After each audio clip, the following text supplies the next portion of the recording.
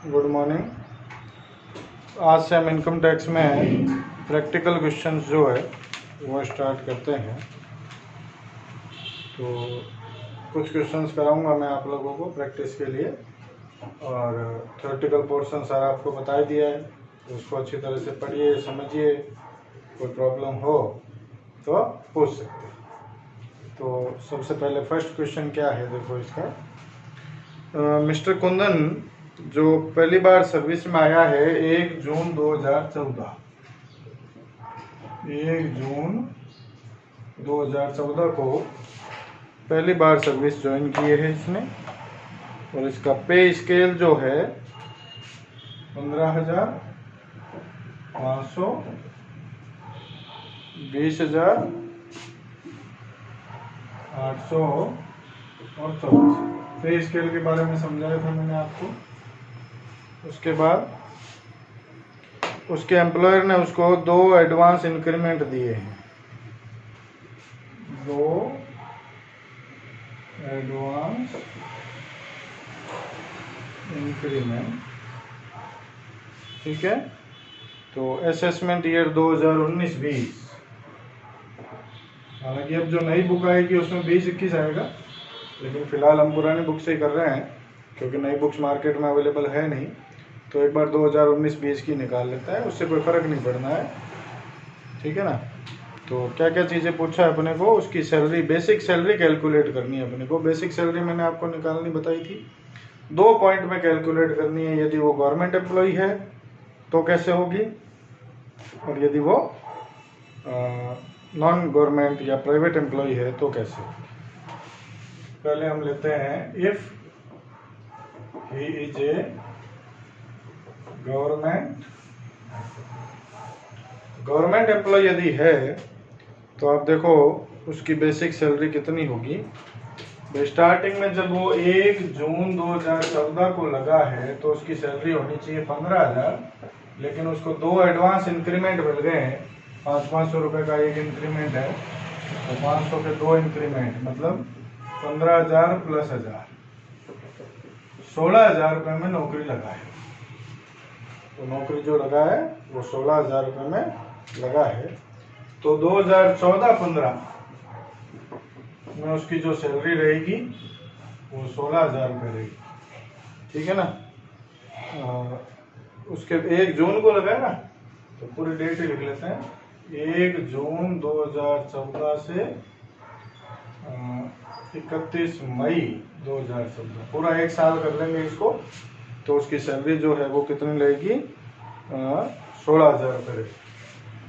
फिर 1 जून 15 से 31 मई 16 तक 500 रुपये फिर बढ़ जाएंगे उसके, तो 16,500।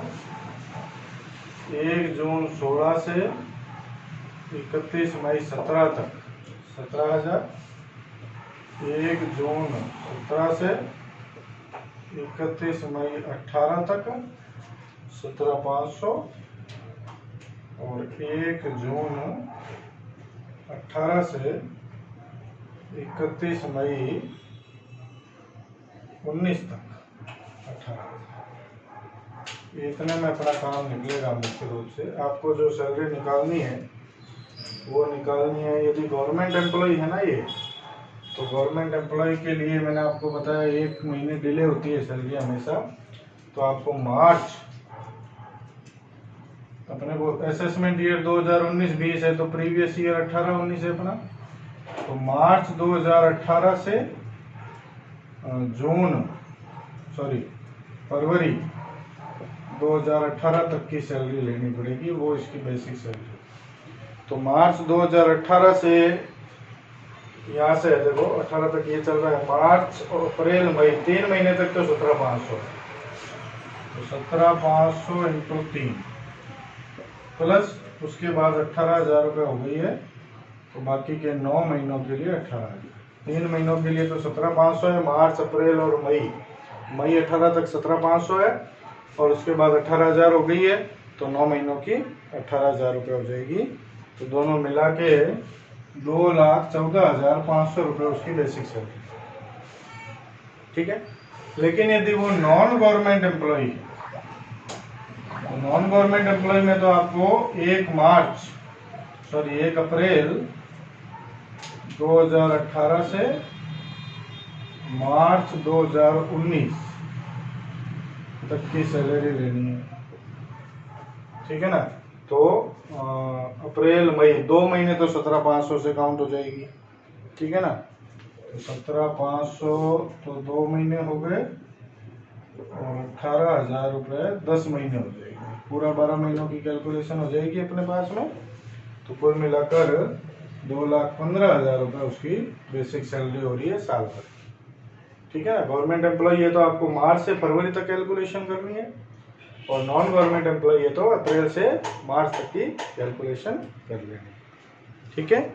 ये पहला क्वेश्चन था इसका। इसी तरह से सेकंड क्वेश्चन लेते हैं।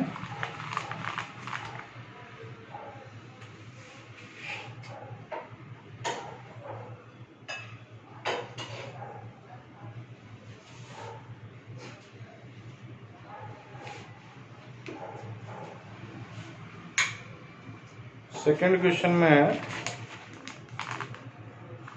देखो अपने को गिवन है श्री रवि प्रकाश जो है वो 1 जून 2012 को अपॉइंट हुआ, 1 जून 2012, और उसकी बेसिक जो पे स्केल है 6,400, 400 और 9,600, ये पे स्केल है। और इनिशियल पे स्टार्टिंग पे जो उसकी फिक्स हुई है 6,400, ये क्वेश्चन में दिया हुआ है अपने को। उसको डीए मिलता है 40% सैलरी का, डीए 40%, और 10% सीसीए सिटी कंपेंसेटरी अलाउंस मिलता है, सीसीए मिलता है 10%, ठीक है। उसकी असेसमेंट ईयर 2019-20 के लिए सैलरी हेड से इनकम निकालनी है अपने को। तो असेसमेंट ईयर 2019-20 है तो प्रीवियस ईयर हो गया 18-19, वही बात है सेम ही, ठीक है ना। पहले तो ये देखें 18-19 में उसकी सैलरी कितनी रहेगी। 1/6/12 को लगा है वो, 1/6/12 से 31 मई 12 तक तो 64, 1/6/13 से 31 मई 14 तक 400 रुपये बढ़ जाएंगे, 6,800। फिर 14 से 15 तक फिर 400 बढ़ जाएंगे, 15 से 16 तक फिर 400 बढ़ जाएंगे, 16 से 17 तक फिर 400 बढ़ जाएंगे, 17 से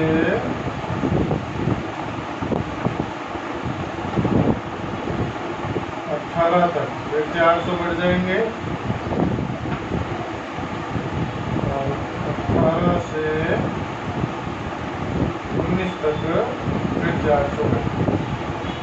मुख्य रूप से ये 2 ही काम आने हैं अपने पास में, तो 2 को रख लेते हैं, बाकी सबको हटा देते हैं, ठीक है। अब यदि वो गवर्नमेंट कंपनी की सर्विस में है, गवर्नमेंट सर्विस में नहीं है, तो क्या फर्क पड़ेगा। देखो यदि कंपनी सर्विस में है वो, तो उसका ईयर 1 अप्रैल से स्टार्ट करेंगे और 31 मार्च को खत्म करेंगे। 1 अप्रैल 18 से 31 मार्च 19, अप्रैल 18 और मई 18, 2 महीने तो उसकी सैलरी 8,400 रहेगी, 8,400 तो 2 महीने हैं, बाकी के 10 महीने 8,800, कुल मिलाकर 1,04,800 हो गए। ये तो होगी बेसिक सैलरी। फिर डियरनेस अलाउंस लेना है आपको, 40% ऑफ बेसिक सैलरी है, 40% ऑफ 1,04,800, तो 1,04,800 का 40% 41,920। और फिर सिटी कंपेंसेटरी अलाउंस सीसी है 10% ऑफ 1,04,800, 10,480। सबको जोड़ देंगे तो ये आ गया 1,57,000। ये तो कब है? जब वो कंपनी सर्विस में है, गवर्नमेंट एम्प्लॉई। अब सेकंड पॉइंट लेते हैं, if he is a government employee हो तो फर्क क्या पड़ेगा? जो ईयर है वो 1 मार्च से लेना है 18 से फरवरी 19। तो मार्च से 18 से स्टार्ट होगा तो मार्च अप्रैल मई 3 महीने तो 8,400 तो रह गई 3 महीने, और प्लस 8,800 जो है वो रह जाएगी 9 महीने। 8,400 तो 3 महीने और 8,800 9 महीने, तो टोटल हो रही है 1,04,400। ये तो हो गई बेसिक इसकी। डीए लेना है 40% ऑफ 1,04,400, 41,760 रुपये का महंगाई भत्ता डियरनेस अलाउंस हो गया इसका। और सीसीए लेना है इसका 10% अपने को, सीसीए 10% ऑफ 1,04,400, 10,440 का सीसीए हो गया। तीनों को जोड़ेंगे 1,56,600 रुपये। तो 1,56,600 रुपये इसकी कुल वेतन बन रहा है सैलरी हेड के अंतर्गत। तो गवर्नमेंट एम्प्लॉय होगा तो इस तरह से कैलकुलेशन अपने को करनी है, ये विशेष रूप से ध्यान रखना। तो 2 क्वेश्चन अभी कराए मैंने आपको, दोनों क्वेश्चन आपको भेज दूंगा, तो उनका सॉल्यूशन आराम से करके देखना। फिर नेक्स्ट टाइम पे अगला प्रैक्टिकल क्वेश्चन जो है वो स्टार्ट। Thank you.